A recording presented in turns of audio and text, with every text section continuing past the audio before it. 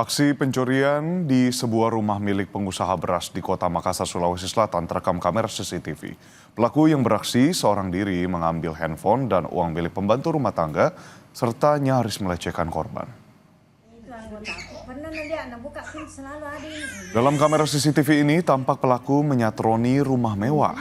Pelaku masuk dengan memanjat pagar kemudian menuju ke bagian belakang rumah.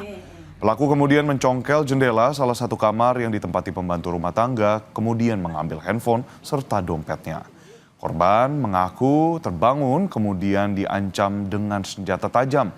Lantaran hendak dilecehkan, korban lantas melawan dan berteriak yang membuat pelaku panik dan berusaha kabur. Meski telah dikejar hingga ke jalan raya, pelaku berhasil meloloskan diri. Kasus ini masih dalam tahap penyelidikan polisi. Kita sudah olah TKP, sudah ke rumah korban, mengolah TKP bagaimana caranya masuk dan pada saat dia keluar juga. Kalau korban ini di rumah sama siapa? Kalau pada saat itu dia sendiri.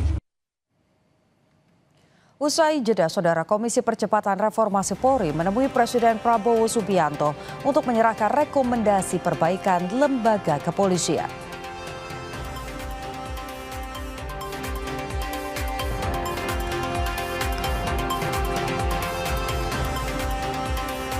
Angkatan Laut Iran menembakkan rudal dan drone di sekitar kapal perusak Amerika Serikat yang melintas di Selat Hormuz pada Senin waktu setempat.